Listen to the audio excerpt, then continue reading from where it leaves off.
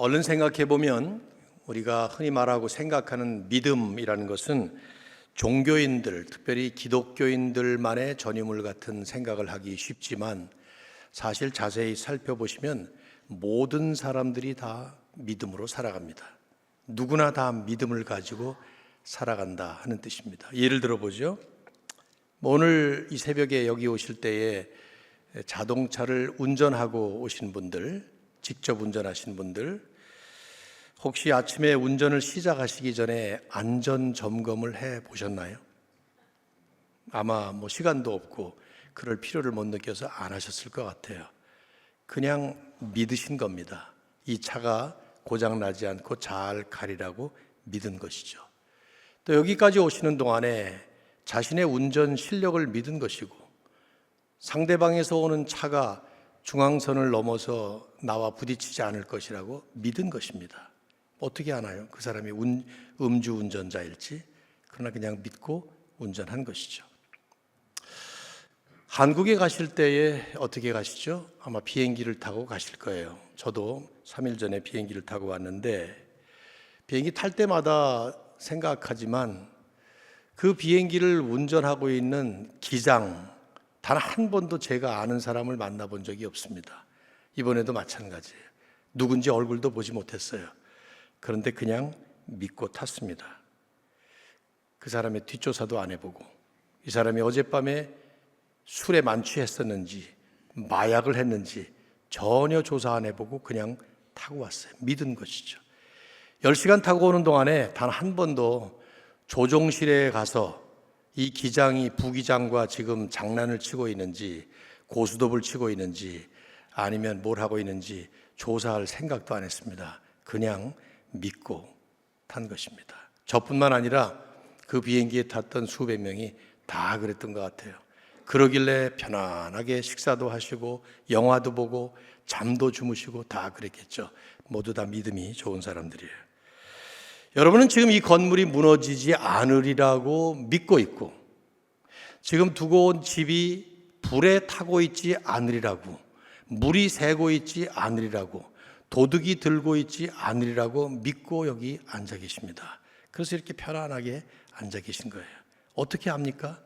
지금 이 순간 무슨 일이 벌어지고 있는지. 저는 언젠가 한번 여기 캘리포니아에 잠깐 살 때에 물이 새서 그 플로어 밑으로 쭉 계속 새고 있었어요. 아주 작게. 이게 한 달 넘게 새고 있었는데 몰랐죠. 어느 날 플로어가 들뜨는 걸 보고 사람을 불렀더니 물이 샜다는 거예요. 여러분 가정이 지금 그럴지 어떻게 알겠습니까? 조금 불안해지기 시작하시죠? 네. 믿고 지금 앉아 계신 거예요. 우리 삶 전체가 사실 이런 믿음으로 살아갑니다. 매일 우리에게 알려주는 일기예보를 믿습니다. 들려주는 뉴스를 믿습니다. 동창회에 다녀왔다는 아내의 말을 믿어주고 2주 동안 한국에 출장 갔다 왔다고 하는 남편의 말을 믿습니다. 무슨 짓을 하고 왔는지 뒷조사도 안 해보고 다 믿습니다. 그런데 그렇게 믿는 것이 정상이기 때문에 믿지 못하는 사람을 가리켜서 의처증, 의부증, 병의 증세라고 얘기를 하는 것이죠. 믿는 게 정상이란 말이에요. 여러분은 지금 제가 목사라고 믿기 때문에 제 설교를 듣고 계십니다. 어떻게 알아요? 내가 목사인지 사기꾼인지. 제 안수식에 오신 분이 단 여기 한 분도, 딱 한 분 계셔요. 딱 한 분이 계신데 박성호 목사님이 소개를 하셔서 저 양반은 어떻게 믿습니까? 우리가 다 이런 믿음을 가지고 우리의 삶 전체를 살아갑니다. 그렇기 때문에 우리의 삶에서 가장 중요한 것 하나가 이 믿음이라는 것입니다. 무엇을 어떻게 믿느냐 하는 과제죠. 기독교 신앙에 있어서야말로 이 믿음은 대단히 중요한 것입니다. 왜냐하면 우리는 보이지 않는 하나님을 보인다고 믿습니다. 가보지 못한 천국이 존재한다고 믿고 있습니다. 영원한 생명이 있다고, 죽음 뒤에 부활이 있다고 믿고 살아갑니다. 상식적으로 다 믿을 수 없는 것들인데 말이죠. 자, 그런데 이 믿음이라는 것들은 생각이나 말로 고백하는 것은 그다지 어렵지 않지만 이 믿음에 결정적인 도전이 부딪혀질 때, 다가올 때에 상당히 심각한 상황이 벌어지게 됩니다. 정말 내가 믿을 것인가? 내가 믿는다고 하는 그 믿음에 나를 맡길 수 있을 것인가? 아니면 믿는다고 말은 하지만, 생각은 하지만 실제로는 안 믿는 것처럼 그렇게 될 것인가 하는 상황이 벌어지는 거죠. 실례를 들어드릴게요. 실화입니다. 아마 많이 들어보셨을 것 같아요. 1859년 6월 30일에 당시 프랑스 줄타기 고개사, 전 세계에서 가장 이름을 떨치던 찰스 블란딘이라는 고개사가 있었어요. 이 사람이 나야가라 폭포 위에 외주를 매놓고 최초로 줄타기 고개를 벌였습니다. 아무도 그렇게 한 사람이 없었는데 처음 시작한 거죠. 가보시면 알겠지만 떨어졌다간 살아남을 수 없는 아주 무시무시한 폭포 아닙니까? 줄을 매놓고 막대기 하나를 들고 기가 막힌 고개를 펼치면서 캐나다 쪽에서 미국 쪽으로 건너갔어요. 수많은 관중들이 숨을 조아리며 지켜보다가 무사히 건너오는 그의 모습을 보면서 박수갈채를 보내고 환호를 했습니다. 그래서 손을 내밀면서 제가 다시 캐나다 쪽으로 온 곳으로 돌아갑니다. 그런데 이번에는 한 사람을 내 등에 업고 갈 것입니다. 여러분은 내가 그렇게 할 수 있으리라고 믿습니까? 흥분한 관중들이 전부 다 소리쳤어요. 믿는다고 박수치면서.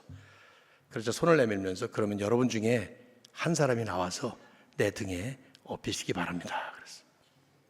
1분이 지나고 2분이 지나고 시간이 흘러도 아무도 나오지 않자 자기 매니저를 등에 업고 건너갔어요.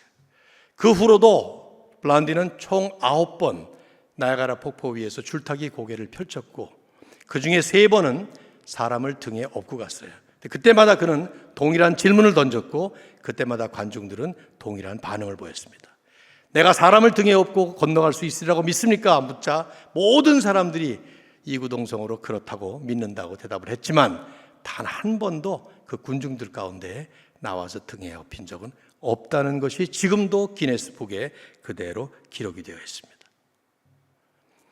블란딘의 기가 막힌 고개 솜씨를 보면서 감탄한 나머지 한 사람을 등에 업고 갈 수 있다라고 쉽게 대답을 했다가 정작 그 상황이 자신의 목숨을 걸어야 되는 그런 상황에 처하자 믿지 못하겠다라는 식의 반응을 보였던 그 군중들을 우리는 함부로 비난해서는 안 될 겁니다. 왜냐하면 저나 여러분도 그 상황이라면 똑같이 반응했을 것이기 때문이에요. 고개사의 줄타기 솜씨는 믿겠지만 그 사람에게 혹은 그렇게 믿는다는 내 믿음에 내 목숨을 맡길 수 있겠는가? 쉽게 우리는 대답할 수 없을 것입니다. 그렇다면 중요한 화두 하나가 여기 있어요. 군중들이나 우리나 믿는다, I believe 라고 말하는 그 믿음을 어떻게 이해해야 할까요? 아마도 그것은 그 고개사의 탁월한 줄타기 솜씨라는 fact, 그 사실을 믿는 것일 것이고 또 그 사람이 사람을 등에 업고 갈 수도 있겠다라는 가정된 사실도 믿은 것이겠지만 정작 자신이 그 사람의 등에 업혀서 무시무시한 폭포 위를 걸어가야 한다라는 상황이 될 때는 그렇게 믿는다는 믿음에 나를 맡길 수도 없고 맡기고 싶지도 않은 아주 묘한 상태의 믿음의 모습이 되어버리는 것이죠. 우리는 이런 믿음의 모습을 어떻게 이해해야 되죠? 가짜 믿음인가요? 약한 믿음인가요?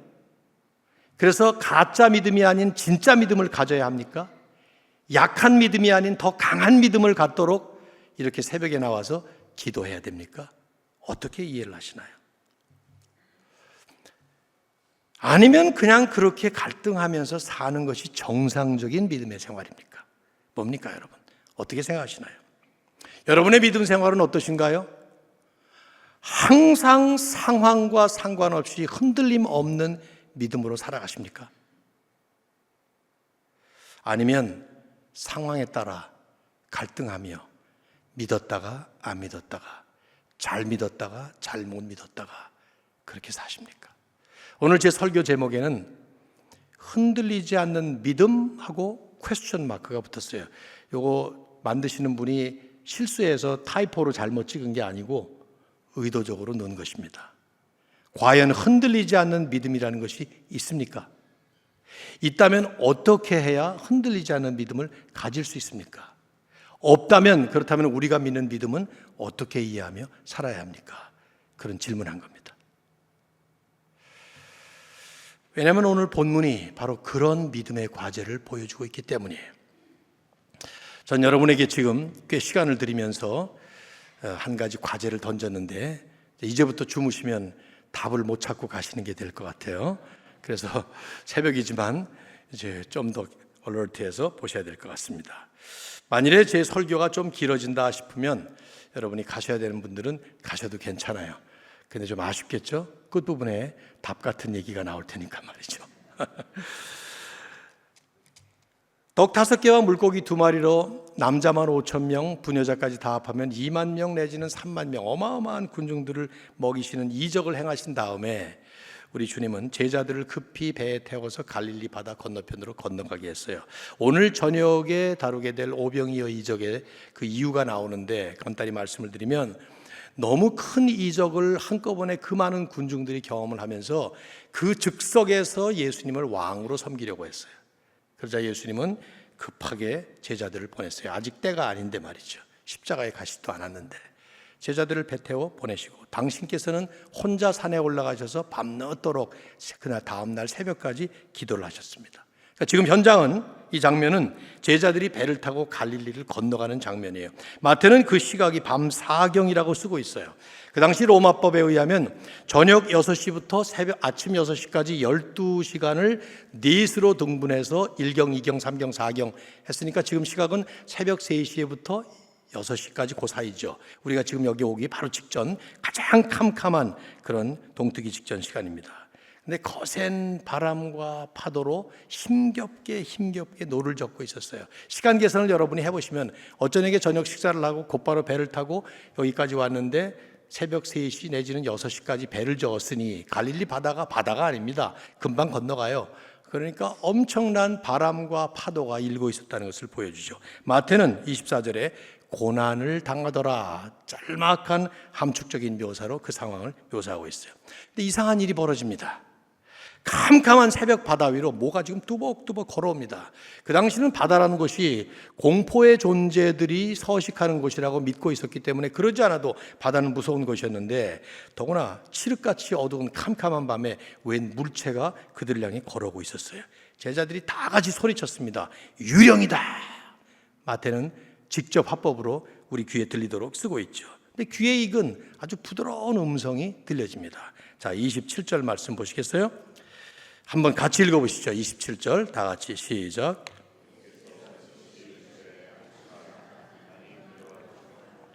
뚜렷한 세 말씀이 나오죠. 안심하라, 나다, 두려워하지 말라. 이 안심하라와 두려워하지 말라 똑같은 말인데 하나는 긍정적으로, 하나는 부정적으로 포괄적인 위로와 격려의 말씀이죠. 주목할 것은 안심하라와 두려워하지 말라라는 말씀 가운데 정중앙에 나다라는 말씀을 하신 점이에요. 마태뿐만 아니라 마가도 요한도 다 그 얘기를 적고 있습니다. 강조한 것이죠. 나다, 영어로 I am. 사실 I am이라는 말은 우리 문법상으로는 좀 틀린 말이죠. 그 am이라는 말이 불완전 자동사니까 뭐 새벽에 이런 문법적인 용어를 써서 도움이 되실는지 모르겠습니다. I am a boy, I am a woman, 뭐 이렇게 뒤에 뭐가 따라 나와야 되는 게 I am 하면 이게 완전 자동사로 am이라는 말을 쓰는 건데 헬라어로 ego eimi라는 말이에요. 이 말은 나는 스스로 존재한다, 뭐 이렇게 번역을 할 수도 있는 그런 뜻인데 어쨌든 예수님은 당신께서 누구신지를 밝히실 때마다 자주자주 이 단어를 쓰셨어요. I am, ego eimi. 요한은 그것을 7번 쓰면서 나는 누구다, 선한 목자다, 양의 문이다, 부활이요 생명이다, 뭐 이런 식의 말씀을 하면서 예수님의 정체성을 밝히지 않았어요? 아주 역사 깊은 그런 표현입니다. 구약으로 거슬러 올라가면 먼 옛날에 하나님께서 모세에게 나타나실 때 불붙는 떨기나무 아래서 나타나셨어요. 이스라엘 백성들을 애굽에서 구하라고 나타나셨을 때 출애굽기 3장 14절을 보면 모세가 하나님께 묻습니다. 내가 가서 당신의 백성들에게 너희들의 신이 나타났다고 말하면 그 신이 누구냐라고 물을 때 뭐라고 대답할까요? 하나님의 이름이 무엇입니까? 하고 질문한 거예요. 그때 하나님은 나는 뭐라 그러죠? 스스로 있는 자니라. 그 말, 나는 스스로 있는 자라는 말은 풀이한 말이에요. 그 말이 야훼라는 히브리어고 헬라어로 환원을 하면 I am, 에고 에이미라는 뜻입니다. 즉 이 말씀은 그냥 간단하게 설명을 드리면 영원부터 스스로 존재하시는 영원 자존 불멸하시는 그 하나님이신 그분이 인간의 몸을 입으시고 이 땅에 오신 예수 그리스도, 예수님은 지금 그 말씀을 하는 거예요. 바로 그분이 바로 나다. 마태는 안심하라와 두려워하지 말라라는 이 격려의 말씀 정중앙에 그 중심에 예수 그리스도가 서 계시다는 것을 우리에게 명명백백하게 지금 선포하는 것이죠. 즉 예수 그리스도는 누구냐? 그분은 우리의 모든 두려움의 상황 속에서 진정한 평강과 평안을 누리게 하시는 평안의 주님이시다. 그분이 중심에 계시다. 그러면서 우리에게 묻는 거죠. 이 말씀을 읽는 우리 모두에게 묻습니다. 당신의 중심에도 이 예수님께서 지금 계시는가? 그래서 평안을 누리고 있는가? 질문하는 거예요. 이 내용이 이 말씀의 초점은 아니지만 그냥 지나칠 수는 없을 것 같기도 해요. 시간이 가기 때문에 지나칠까 했지만 여러분 평안하십니까? 어젯밤에 잘 주무셨나요? 만일에 여러분이 평안하다면 그 근거가 주님 때문입니까? 아니면 다른 어떤 것 때문입니까?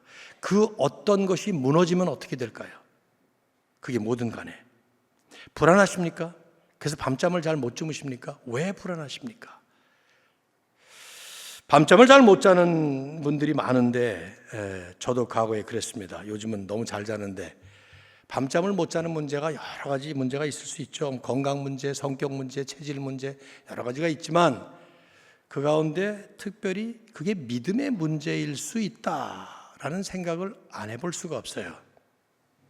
특별히 기독교인인데도 불구하고 불안하고 초조하다면 내 삶의 중심에 계셔야 될 주님이 늘 계신데도 불구하고 그렇게 불안할까? 과연 주님이 내 중심에 자리를 잡고 계신데도 나는 평안을 누리지 못하는 이유가 무엇인가 질문해 볼 필요가 있습니다. 기독교인이라고 해서 앵자이티가 없고 디프레션에 걸리지 말라는 법 없어요. 그러나 우리는 종종 자신을 돌아보며 질문해 볼 필요가 있어요. 내가 과연 이 주님을 정말 만났는가?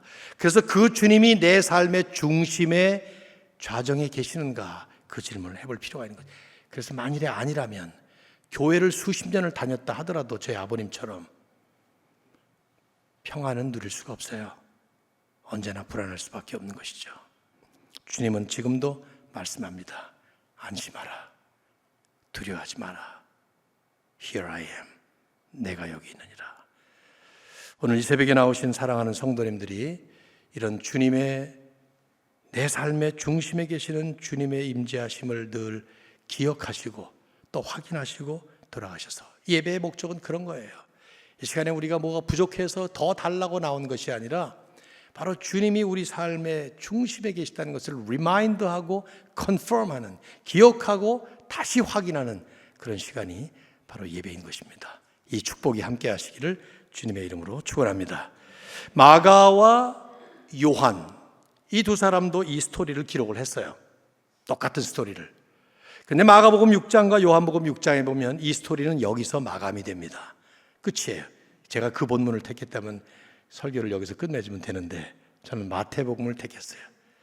마태는 이 스토리에 또 하나의 이야기를 삽입했어요. 없던 이야기를 집어넣은 게 아니고 있던 이야기인데 마가와 요한은 생략했고 마태는 이 스토리가 더 중요했기 때문에 스토리로 제2막의 장을 여는 것입니다. 그게 뭡니까? 베드로가 끼어든 이야기예요. 저는 이 이야기가 참 고마워요. 읽을 때마다 은혜가 돼요. 함께 나누시면 좋겠어요. 바다 위를 걸어온 그 물체가 유령이 아니라 주님이라는 사실을 확인하는 순간 베드로는 불쑥 나서면서 요청을 합니다. 어떤 요청을 합니까? 28절 보십시오. 주여, 만일 주님이시거든 나를 명하사 물 위로 오라 하소서. 물 위로 걷게 해달라고 요청을 한 거예요. 질문이 생기지 않아요? 베드로는 왜 물 위를 걷고자 했을까? 글쎄, 베드로는 복음서 여기저기서 보면은 우리에게 보여진 인상이 좀 나대지 말고 좀 신중하게 생각하고 말을 하거나 행동했으면 좋았을 걸 하는 생각을 많이 하게 만들잖아요. 그런 인상을 주잖아요. 여기서도 또 실수하는구나, 또 나대는구나, 그런 생각이 들어요. 여러분, 그런 선입견으로 사람을 찍어버리시면 안 되고 성경 해석을 하실 때는 성경의 문맥, 컨텍스트를 잘 보실 필요가 있어요. 이 바로 다음 순간에 주님은 베드로의 요청을 들어주셔요. 그렇죠? 그건 무슨 뜻입니까? 베드로가 물 위로 걷게 해달라고 요청한 그 요청 자체가 잘못된 것은 아니라는 거예요. 그게 만일에 잘못됐다면 이놈아, 물 위로 걷는 건 나나 걷지 내가 어떻게 걷느냐, 헛소리 마라, 그랬을 거란 말이죠. 근데 주님은 허락하신단 말이에요. 더구나 문맥을 가만히 보면 이 스토리의 플로우는 다른 제자들은 아직도 벌벌 떨면서 말도 못 꺼내고 있는데 베드로는, 물론 성격이 급해서 그럴 수도 있겠지만은 어쨌든 베드로는 용기 있게 요청한 것입니다. 믿는 대로 행동하기를 원했던 것이죠. 그래서 그렇게 덧붙인 거예요. 28절. 만일 당신이 주님이시거든, if it is you, Lord. 남들은 유령이라 벌벌 떨지만 당신이 정말 주님이시라면 당신은 나 같은 사람도 물 위로 걷게 하실 수 있는 능력이 있는 분이라는 것을 나는 믿습니다 라는 믿음의 고백이었겠죠.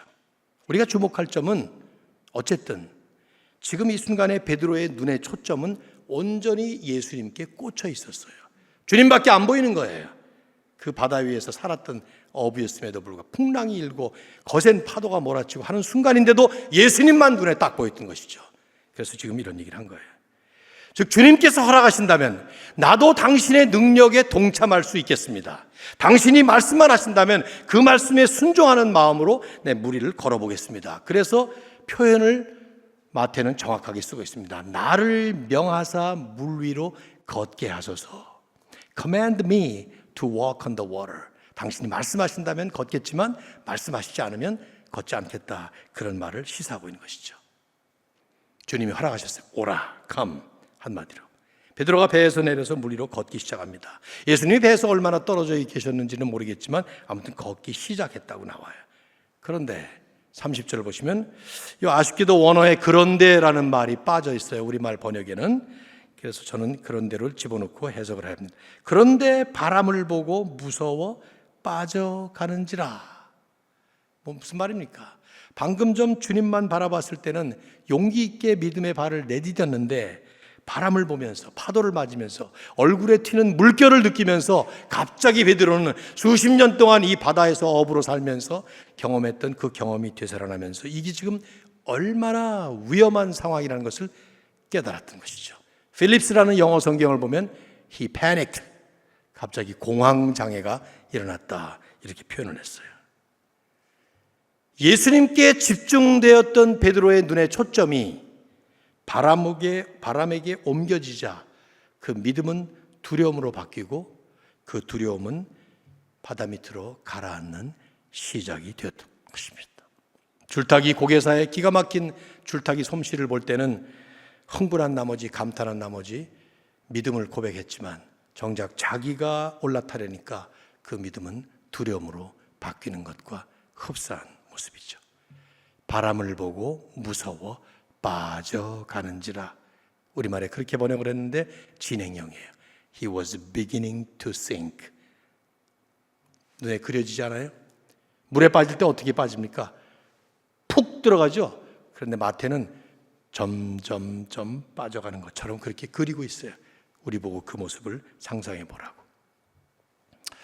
우리가 이 말씀을 가지고 오늘 새벽에 제 설교가 아닌 여러분이 개인적으로 큐티를 한다면 아마 이런 두 가지 생각을 갖지 않을까 저는 추측을 해봅니다. 첫째, 베드로는 바람을 보고 무서워하지 말았어야 돼. 그래서 하나님께 기도를 할 수 있겠죠. 하나님, 나는 바람도 파도도 두려워하지 않는 강한 믿음을 주시옵소서. 또 한 가지는 뭘까요? 정반대예요. 베드로는 아예 애초부터 물에 뛰어들지 말았어야 돼. 자기 주제를 알았어야지. 왜 뛰어들어가지고 자신을 모르고 무모하게 나선 것이야. 이런 생각을. 목사님이 집사하라 그래도 안 하고 목자하라 그래도 난 자신이 없어 하지 말고, 뭐 이런 것들이 다 그런 데서 나오는 생각 아니겠어요? 어떤 게 맞을까요, 여러분? 베드로처럼 무모하게 나서지 말았어야 되나? 아니면 정반대로 파도를 보고도 두려워하지 않은 강한 믿음을 가졌어야 되나? 어떤 게 맞겠습니까? 결국 그 얘기는 베드로를 통해서 교훈을 우리에게 마태가 주고 있다라는 가정하에 나오는 얘기인데, 저는 둘 다 아니라고 생각해요. 왜냐하면 이 이적의 핵심은 베드로가 아니라 예수님이기 때문입니다. 베드로를 통해서 뭘 배우라는 것보다는 예수님을 바라보라고 하는 이적이에요. 물론 베드로에게 주목할 만한 초점이 하나 있죠. 베드로의 외침이에요. 베드로가 뭐라고 얘기합니까? 30절에 보십시오. 소리 질러 이르되 주여 나를 구원하소서. 뭐 베드로가 큰 소리로 쥐 하고 불렀는지, 아니면 물속으로 들어가면서 꼴깍꼴깍 하면서 소리도 제대로 못 질렀는지 그건 모르겠지만, 마태가 강조하는 것은 베드로가 외쳤던 그 부르짖음의 내용이에요. 주여 나를 구원하소서. 무슨 뜻입니까? 내 힘으로 못한다는 거예요. 나는 이제 죽는다는 거예요. 근데 당신은 나를 살릴 수 있습니다. 나는 망했지만, 나는 이제 소망이 없지만 당신만이 나를 구원하실 수 있습니다. 그런 얘기죠. 베드로의 이 부르짖음, 기억할 필요가 있는 것은 정직하고 겸손한 신앙 고백이라는 것, 자신의 연약함을 알고 자신의 무능함과 절망성을 깨달은 채 오직 주님만이 소망이시라는 것을 분명히 고백하는 진정한 믿음의 위대한 선포인 것이죠. 베드로에게 본받을 점은 이 점이에요. 우리의 초점은 예수님이에요. 자, 보십시오. 예수님이 어떤 조치를 하시는가. 31절. 예수께서 즉시 손을 내밀어 그를 붙잡으셨습니다. 주님이 제일 먼저 하신 일은 베드로를, 물에 빠지는 베드로를 보고 장황서를 펼치면서 설교하신 것이 아니라 즉시 손을 내밀어서 그를 붙잡아서 올려 꺼내 주신 것입니다. 주목하셔야 돼요. 베드로가 주님을 잡은 게 아니라 주님이 베드로를 잡아주신 것입니다. 우리가 하나님을 믿은 것이 아니라 하나님께서 우리에게 은혜를 베푸셔서 우리가 믿게 된 것처럼, 이 순서를 바꾸시면 안 돼요. 내 공로가 아니라 이 말이죠. 전적으로 하나님의 은혜라는 거예요. 지금 마태는, 또 복음서의 기자들은 이 사실을 스토리로 지금 전개하고 있는데, 우리가 그 스토리를 통해서 받아야 될 교훈은 사실은 제가 지금 설교하는 것 같은 이런 어떤 설명조의 스테이트먼트라기보다는 그 장면을 통해서 우리에게 아주 드라마틱하게, 드라스틱하게, 강렬하게 우리에게 임프레시브하게 안겨주고 있는 이 장면입니다. 주님께서 베드로에게 손을 잡아서 끌어올려 주시면서 익사 직전에 있는 그를 살려주시는 이 장면. 여러분, 혹시 여러분 가운데 물에 빠져 하마터면 죽을 뻔하다가 남이 건져줘서 살아난 경험이 있으신가요? 이 장면을 실감나려면 그런 경험이 있어야 되는데, 저는 있습니다. 정확히 30년 전에 1994년도 8월에 사이판에 선교를 하러 갔다가 제 담임 목사님이셨던 홍정길 목사님이 일주일 휴가를 얻고 오라고, 그때 제 목이 좀 안 좋아서 목을 좀 상했으니까 좀 좋은 공기 마시면서 일주일 휴가를 하라고 해서 일주일 지내는 동안에 이제 수영을 하다가 제가 빠져 죽을 뻔했어요. 뭐 긴 얘기를 할 수는 없겠고요, 시간이 가니까. 아무튼 그 그로토라고 하는, 사이판 가보셨나요? 아무도 안 가보셨어요? 네. 하긴 뭐 산호제가 사이판보다 좋으니까 여기서 그냥 계속 계셔도 될 때, 가보시면 만한데, 제가 지난번에 5월 달에 거기 다시 집회를 하러 갔다가 이 생각이 갑자기 떠올랐어요. 그때 그 악몽, 죽을 뻔했죠. 그로토라는 동굴 안에 잔잔한 것이 그 물이었는데, 아무튼 거기서 수영하고 제 아내가 먼저 나가고 제가 그 뒤따라 나오는데 불규칙한 파도가 뒤에서 치면서 그만 물에 빠졌어요. 캄캄한 동굴이라 뭐 아무것도 안 보이니까 제가 꼴깍꼴깍 하면서, 물은 마시지 않고 뒤에서 계속 파도가 치니까 이 바위에 머리가 부딪힐까 봐 눈을 똑바로 뜬 채 몇 번 이러고 있었는데, 아내는 제 그 모습을 보면서 밖에서 저 사람이 죽는구나 그 생각을 했대요. 그러면서 시신을 한국으로 어떻게 가져가지? 여기서 장례를 치러야 되나? 아니면 가서 남서울교회에서 치러야 될 텐데 막 이 생각을 했대요. 그렇게 차가운 여인이 아닌데 그 순간에 그 정도로 절박한 상황이었던 거예요. 죽는구나 생각을 했던 거예요. 근데 어쨌든 여러분들이 줄에 손에 손을 메고 이렇게 잡아서 저를 끌어올려 주셨어요. 첫 번째는 제가 잡아당기는 바람에 다 빠졌어요. 근데 그분들은 그 지역에 사는 분들이라 쭉 돌아서 다시 나갔고, 두 번째 다시 해가지고 끌어올려 줬어요. 이 얘기를 하는 이 순간에 제 손에 전율이 느껴집니다. 그때 제 손을 잡았던 그 굳게 나를 잡았던 그 악력의 그 강한 그 팔의 힘, 그래서 그것 때문에 나는 살아나는 것이죠. 아마도 베드로는 이후에 믿음의 발걸음을 옮길 때마다, 마지막에 십자가에 거꾸로 못 박혀 순교할 때까지 베드로의 머릿속에 항상 각인되어 있었을 그 추억, 기억은 바로 이것이었을 거예요. 믿음의 발걸음을 옮길 때마다 바람이 불고 파도가 치고 그 믿음의 무서운 경랑성을 헤치면서 로마의 박해와 핍박 속에 복음을 들고 나가 선포할 때마다 바로 이때 물에 빠져 죽을 뻔했던 자기를 책망 하나 하시고 자비로운 손으로 붙잡아 끌어올려 주신 주님의 힘 있는 그 강한 손, 나는 그것이 베드로를 끝까지 가게 했을 경험이 아니었을까 생각을 해봐요. 물론 믿음이 작은 자여 왜 의심하였느냐 하는 주님의 이 말씀이 조금 거슬리긴 합니다. 예수님도 할 말씀 다 하시는구나 하는 생각이 들잖아요. 복음서에 자주 나오는 이 말씀의 뜻을 우리가 잘 이해할 필요가 있는데, 이 말의 뜻은 믿음이 작은 자여, 이 말의 뜻은 믿음의 분량이나 사이즈를 말하는 게 아니에요. 믿음의 대상이 누구냐를 다시 각인시키는 그런 말씀이에요. 내가 믿는 대상이 누구냐, 내가 누구냐, 근데 왜 의심하느냐, 그래서 그 말씀을 덧붙이는 것이죠.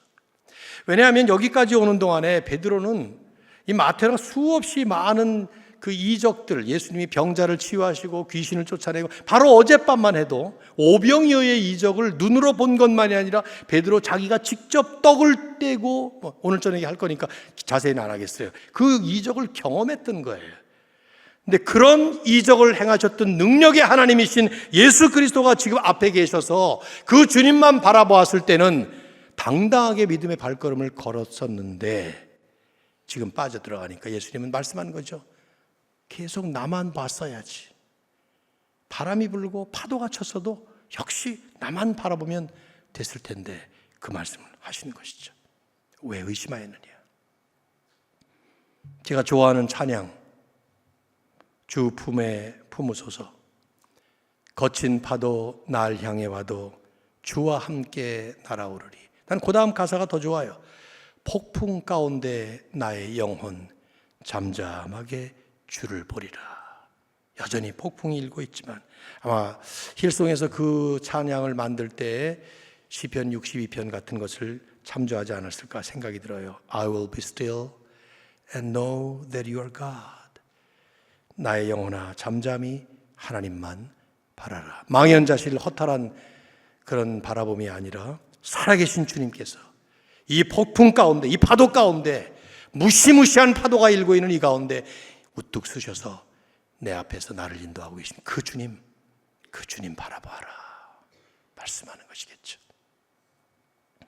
베드로를 건지신 주님, 베드로와 함께 배에 오르십니다. 32절 보시면, 그러자 동시에 바람과 파도가 그쳐요. 그치라는 명령도 하지 않았는데 그냥 그쳐버립니다. 그 모습을 보는 모든 사람들이 주님 앞에 엎드려서 경배를 합니다. 33절, 예배 행위죠. 그러면서 외칩니다. 당신은 진실로 하나님의 아들이십니다. 이적의 클라이막스는 기가 막힌, 이 물 위를 걷는 기가 막힌 매지컬 액션이 아니고, 순식간에 바람이 잔잔해지는 경이로운 이 초자연적인 현상이 아니라 그걸 경험한 사람들의 고백과 찬양과 경배의 내용이죠. 당신은 진실로 하나님의 아들이십니다. You are truly the Son of God. 마태복음에 처음 소개된 이 신앙 고백은 바로 이제 그 다음 베드로의 입을 통해서 또 한 번 주는 그리스도시요 살아계신 하나님의 아들이십니다. 그리고 마지막에 가면은 백부장의 입을 통해서 또 한 번 십자가에 달리실 때 진실로 하나님의 아들이셨도다. 계속 나오는 중요한 핵심 주제예요. 마태가 이 스토리를 우리에게 전하면서 강조하고자 하는 핵심 교훈이 무엇입니까? 바로 이런 것입니다. 우리는 믿음의 여정 속에서 베드로처럼 실패하지만, 누구를 막론하고 다 이 실패를 경험하지만, 주님은 이런 우리들을 끝까지 붙잡아 주시는 진정한 은혜의 주님이시다 하는 것이죠. 마태가 주목시킨 것은 물에 빠진 베드로의 모습이에요. 이 스토리 속에 베드로는 우리들을 대변합니다. 특별히 신실한 그리스도인들을 대변하고 있어요. 베드로는 주님을 믿었기 때문에 물 위를 걷고자 했어요. 주님과 동행해 보겠다는 순진한 믿음의 발걸음을 옮긴 것입니다. 주님도 오라 허락해 주셨기 때문에 베드로는 그 부르심에 순종해서 발을 디딘 것입니다. 그래서 어떤 사람은 선교사로 나가는 거예요. 그래서 어떤 사람은 박 목사님이나 저 같은 사람은 목사가 되는 것입니다. 우리가 자신만만해서 되는 것이 아니라 주님의 부르심 때문에 믿음의 순종을 하고 가는 것입니다. 여러분도 그래서 그 주님의 부르심 때문에 주님을 더 잘 섬기기 위해서 자녀들도 믿음으로 양육하려고 애쓰시고, 사업을 해도 믿음으로 하려고 애쓰시고, 그렇게 하는 거예요. 주님을 믿기 때문에 더 잘 섬기고 싶어서, 더 잘 믿고 싶어서 말이죠. 그런데 바람이 불어요. 파도가 칩니다. 그리고 물에 빠질 것 같은 불안한 상황이 전개됩니다. 초조해지고 겁이 나고 밤잠이 오지 않고 수면제 약을 먹지 않으면 잘 수 없을 만큼 예수님만 바라보면서 믿음의 발을 내디뎠을 때는 얼마든지 할 수 있을 것 같았는데 내 상황이 그렇게 펼쳐지지 않습니다. 그러다가 실패를 맛보기도 합니다. 너무 창피스럽게 실패할 때도 있습니다. 그래서 후회가 찾아오기도 합니다. 차라리 믿지 말걸, 시작하지나 말걸, 이런 생각. 네, 여러분, 이게 우리의 현실이라는 것을 기억하실 필요가 있어요.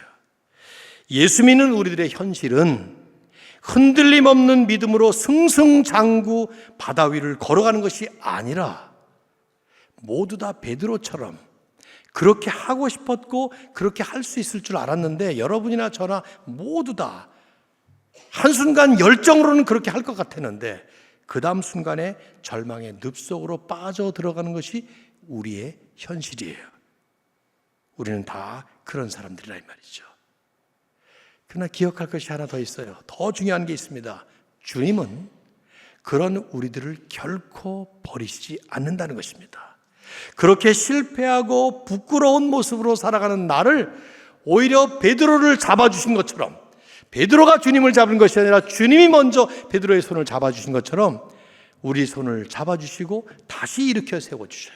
비록 믿음이 작은 자여 왜 의심하였느냐 하는 주님의 음성이 책망처럼 들릴 때도 있지만, 그래서 좌절하게 만드는 것 같은 생각이 들 때도 있지만, 그것은 왜 의심했냐라는 책망이 아니라 이제라도 의심하지 말라는 권면의 말씀이고, 너는 의심했으니까 망했어라는 비판이 아니라 지금부터 또다시 나만 붙잡으면 돼라는 권면과 위로의 말씀이란 말이죠. 우리 할 일은 무엇입니까? 그 주님만 바라보면서 주님 안에서 주님과 하나가 되어서 마치 예수님께서 베드로와 함께 배에 오르신 것 같이 주님과 함께 동행하는 것입니다.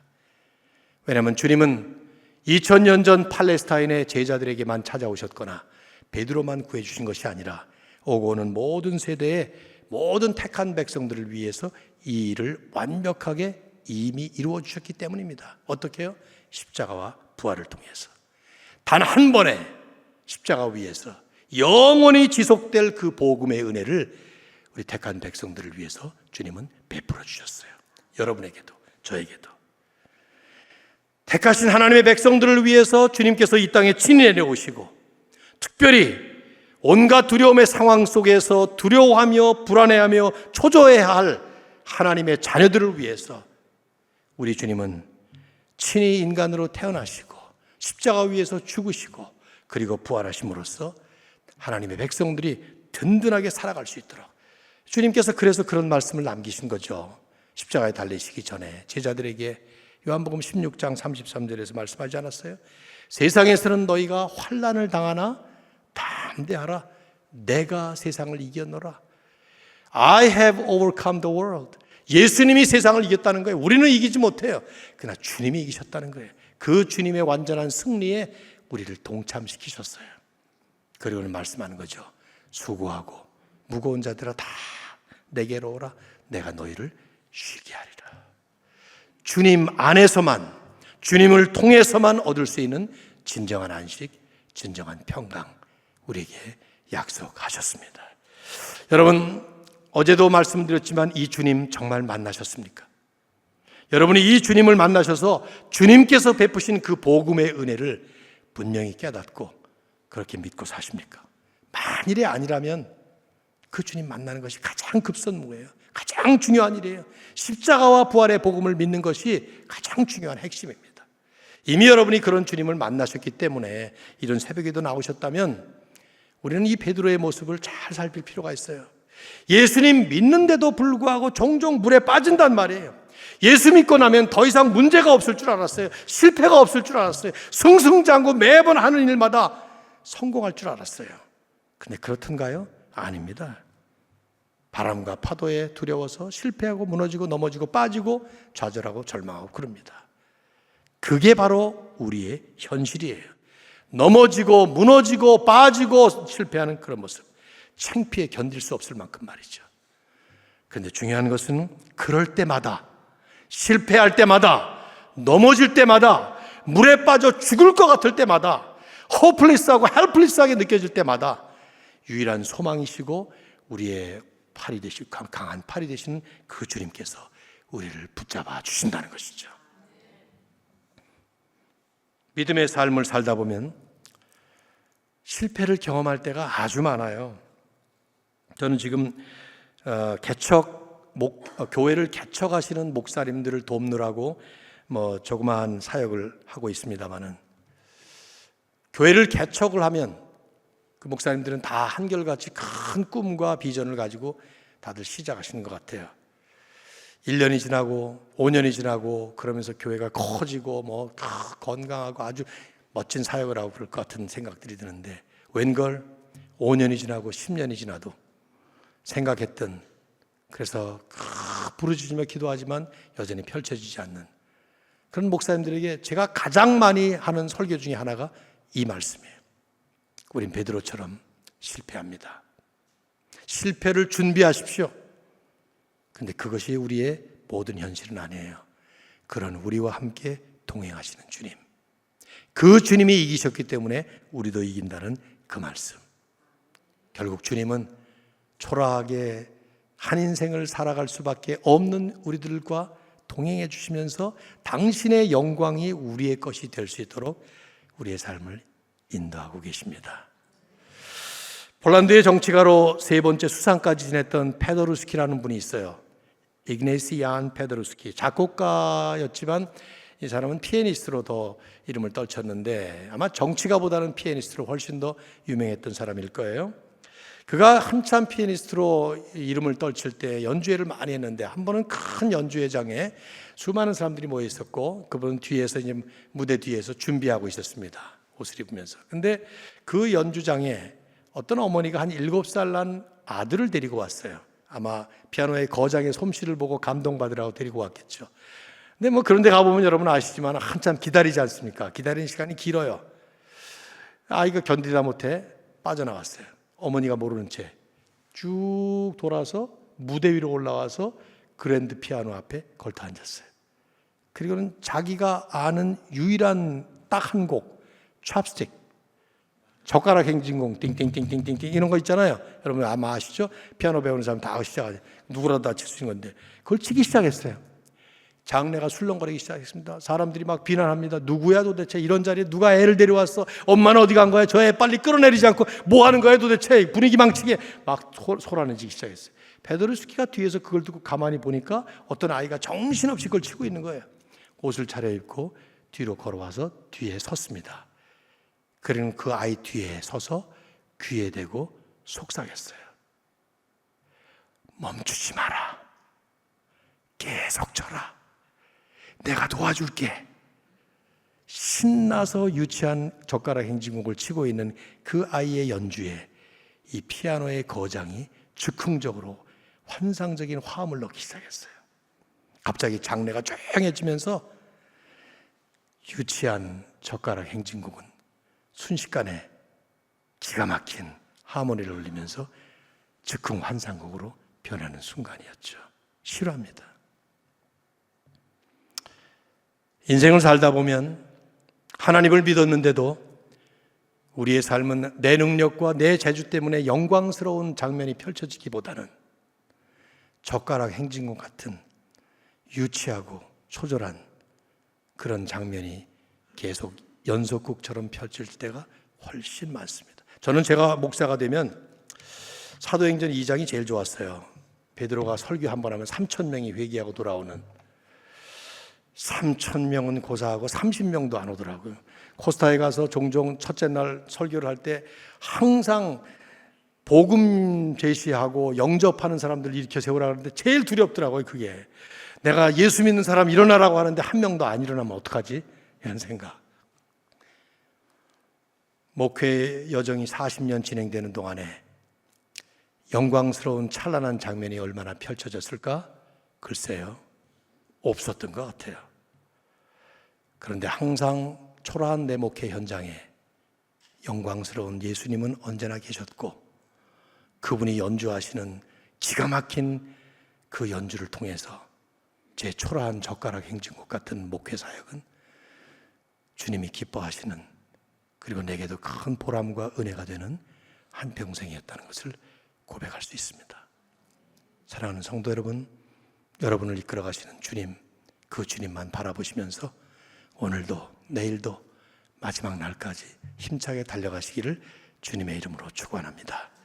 하나님 고맙습니다. 오늘도 이 새벽 귀한 말씀 통해서 우리가 누구를 바라보아야 할지, 우리가 바라보아야 될 주님이 어떤 분이신지, 그리고 그 주님께서 지금 내 삶에 어떻게 좌정해 계시는지 또 한 번 기억하고 확인하게 하신 것을 감사합니다.